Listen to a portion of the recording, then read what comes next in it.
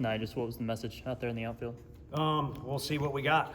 To this point, it's been nothing but glad handing and hype and everything else. And some of it's earned, some of it's not.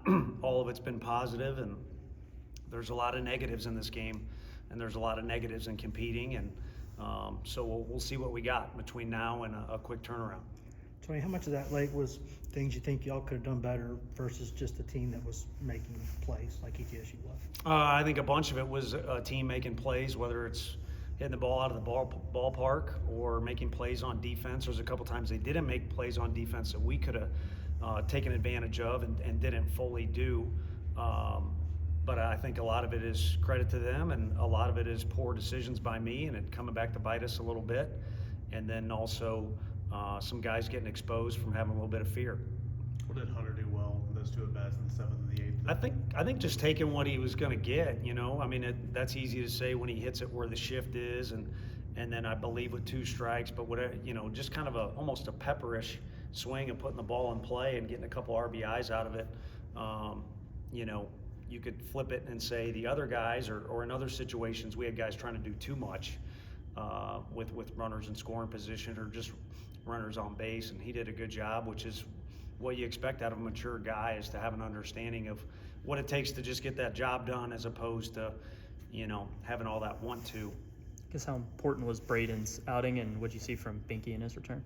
Well, I think Andrew was himself, which is what we expected, and he did a great job for us, and he could have went on longer, and quick turnaround. We expect him to make an impact and throw some vital pitches, maybe vital innings down in Tuscaloosa. And then, Krenzel earned himself the right to do that as well.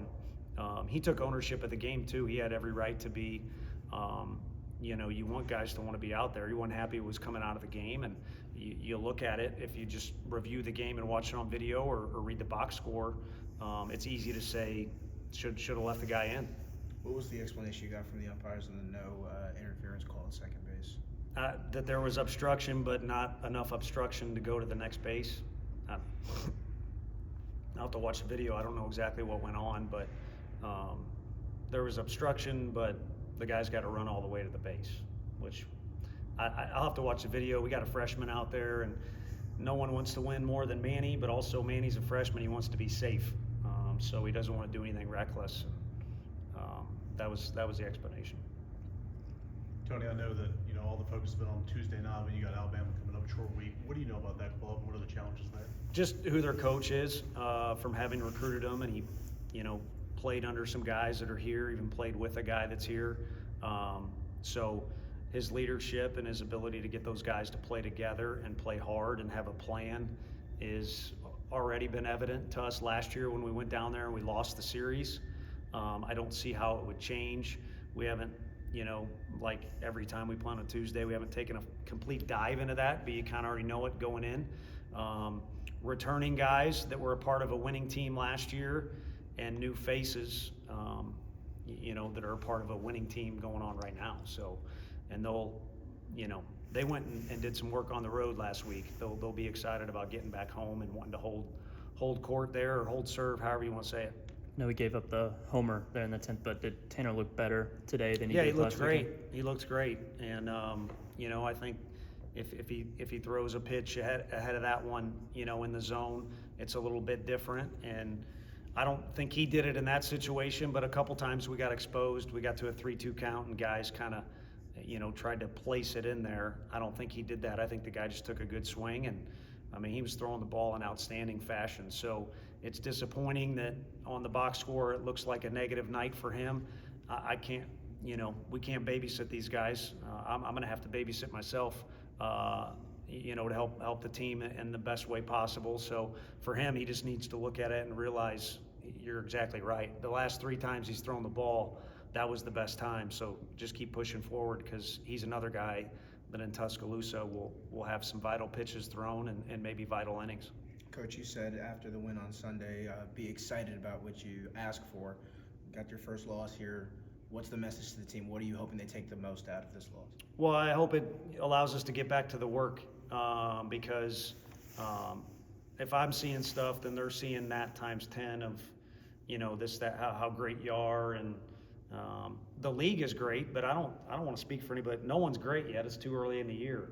You're still figuring out what you got, what you don't have, and you'd like to think the ball that fans see or you guys watch in February and March isn't going to be as good as what you'll see in May, because teams will continue to progress and repetitions are so valuable for these young kids. And from our standpoint too, we're still trying to figure out who's going to do what, and who's going to be consistent, and who has a lack of fear on game day and things like that. So I think just to get back to the work, and there'll be a few less distractions now that the talk of being the greatest and all that stuff is over with. Do you still see the same pitching plan this weekend, even though it's a day in advance? Yeah, so Liam will start the series for us, and Marcus will throw game 2, and then we'll kind of regroup after that second game and see where we're at. Tony, in your sort of career or experience as a competitor and in this game, are there some lessons that you can really only learn in a loss? I mean, I know people don't like to think like that, but is that true in some cases? Yeah, I mean, people get comfortable, and we're in a good spot to be having this conversation, because I think a team in the past, it was hard not to think you're invincible, and nobody's invincible for sure. I also think it's important to find an even balance of, how are you going to be every day, each inning? Because at the end of that game, there's 2 pretty excited teams looking at every pitch like it was the end of the world. That wasn't the case in the first inning. So, and maybe I'm guilty of that too, but I think that's an important lesson. Coach, thanks everybody.